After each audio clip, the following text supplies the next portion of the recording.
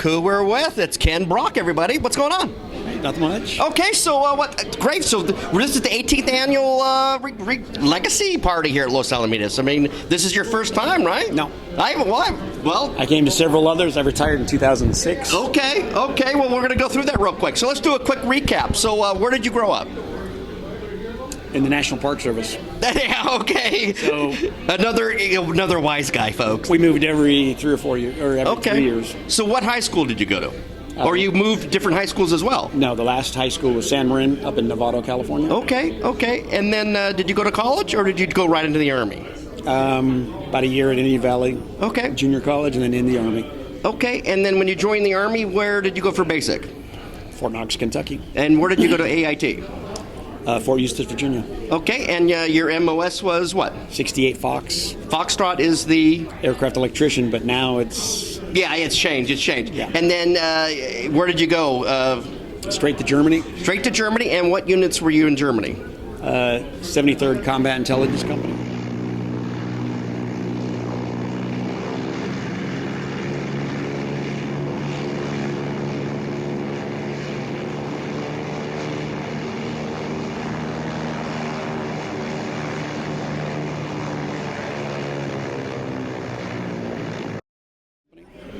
Working on Mohawks. Mohawks. You guys know what the Mohawk, and I'll put the pictures of the Mohawk in this video.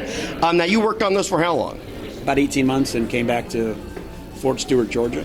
Georgia. How was that? It was an enlightening experience. Okay. And what company were you with there? I was in the AVIM company, the Echo company. Okay. Down at Savannah, Georgia. AVIM is intermediate maintenance, if you folks don't know. And then where did you go? Or was your enlistment up? Enlistment was up. Okay, so what happened? Do you remain in Georgia? No, I got out and then came back to California. Okay. And then got in the Chinook unit in Stockton. All right, hang on. All right, so we're going to talk about the schooners. Mm-hmm. And you just, hey, I'm an electrician guy. You had no helicopter experience, though. Oh, yeah. When I got to Georgia, I was working on... Oh, you was? Okay, so you got that under your belt. And then you were a reservist or a guards member? At the schooners, or are you a full-time technician? Oh, no.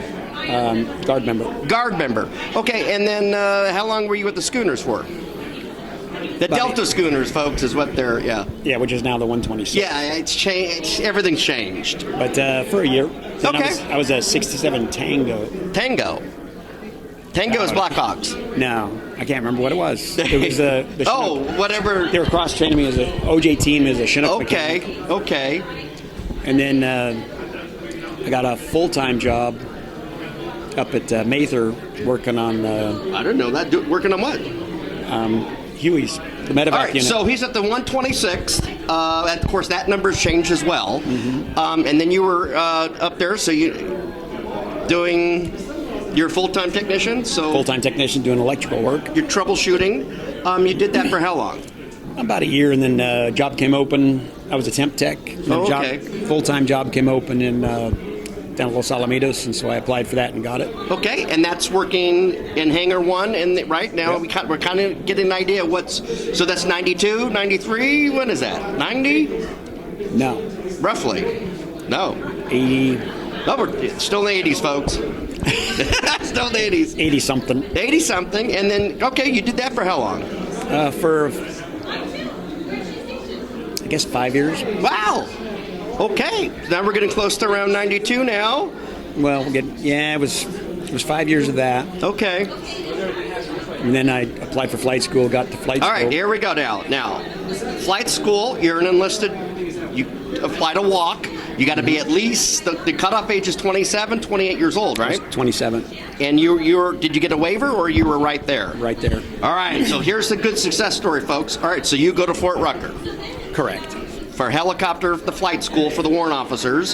How was that experience? It was easy. I mean, the walk D portion was easy after all the... Right, because you already did the active duty portion. But how was walk school in general? Flight school was fun. Flight school? Okay. I had a good time there. Okay. But being a walk was different. I mean, because the way they treated you, we learned to fly Hueys, so we were just beyond the... Now, these are hotel model Hueys? Do you remember which models? UH-1. Yeah, H's. Okay. They were all H's. All H's. So we've learned to fly those. And then got through flight school, and then came back here, and I was assigned to I think it was E Company. So it's Echo Company of the 140th Aviation Battalion, folks. They had 12 Blackhawks just in the state of California, right? No, this was. This is before the det? No, this was the det for Mather, or that this didn't was happen? the AVIM unit. We had 2 Hueys. Oh, AVIM. So I got tasked into the 2 Huey unit with no aircraft. Wow. So this is And then- before all that happened. And then that's back when So you hadn't gone up to Alaska and all that. Echo Company was flying Hueys. They were Hueys. switching over to Blackhawks. Right. Now, if you guys know, sorry, guys, I didn't have a chance to interview Ed Yon before he passed away. Rest in peace. Wow. Flew with him a lot. Yeah, I bet. Yeah, wow. I flew with him a lot. And then Now, were you involved in going to Alaska and getting those birds? Nope. And bringing them? You were okay, cool. so, no, I was flying Hueys, and then the Rodney King riots hit. Okay, now we're talking about the '92 riots in Los Angeles, and tell us about that. So you're warrant now, so you're not full time. What are you doing for a living for money? I'm working for Robinson Helicopter. Okay, he's working for Robinson's at Long Beach Airport, right? Torrance. Or Torrance. Wow. And you're doing avionics as well. Basically, final assembly, electrical. Okay. and- Okay. So Rodney King kicks off. You get a phone call. You show up here, and what happens? And then I flew with Tom. Oh, He's gone. He's retired and gone. is this a pilot or? It's a pilot. No, it's a pilot. Oh, Tom. We'll come to us here in a minute. Yeah, but it's been a few years. Yeah, slightly. We're talking. Yeah. But yeah, that was a good time. Now, what did you guys? Did you actually do any real live missions during the during the riots?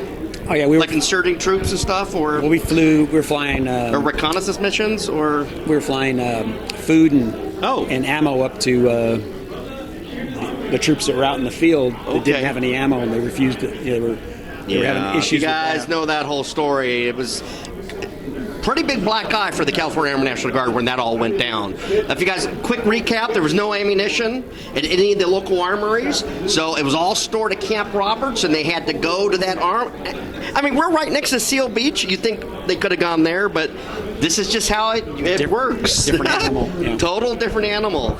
Wow. Okay, so the riots were over, and then that's when I bump into you, because I joined in '93. The following year, So and then and so that I got pulled off of that halfway through, and then became the supply officer for the 40th Cab. wait a minute, what? As a W1 or a W2? As a W2. Oh wow! And then Supply. so I'm sitting there with all the colonels and light colonels and stuff. And here I was a CW2 doing supply transactions for the whole aviation. But that was So a good time. that's how you figured this all out. What was going on? Well, I had some idea beforehand because You looked at the you always books and you work in- found out that a couple California Army National Guard UH or 60s Alpha models were on loan to the Border Patrol to use. They hadn't come off the books yet, right? At one time, I remember seeing them on the books. And you're like, oh, they just hadn't been, the paperwork hadn't been transferred yet. Remember that? No, that was back. So long ago. Yeah, there's during the Rodney King riots, everything was all This is Huey. like when Pete Wilson was governor. Yeah. Yeah, and then so because of that, then I ran the supply thing, Okay. and then I forget who this SAO was at the time. Yeah, I don't Goodrich. Yeah, I don't remember.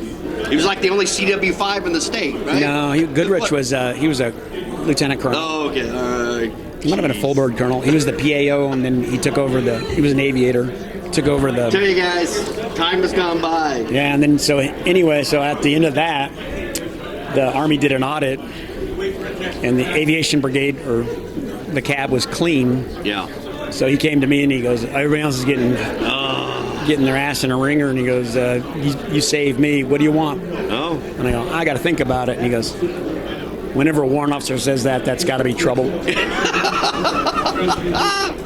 And then What happened? Blackhawk slot came open, so I called up to him and I said, I want to go to the Blackhawk school. And then went left probably 2 months later. Wait, so you hadn't, right, so he hadn't gone through the transition, folks. No. So you're going back to, all right, we're going to, hang on, we're going to,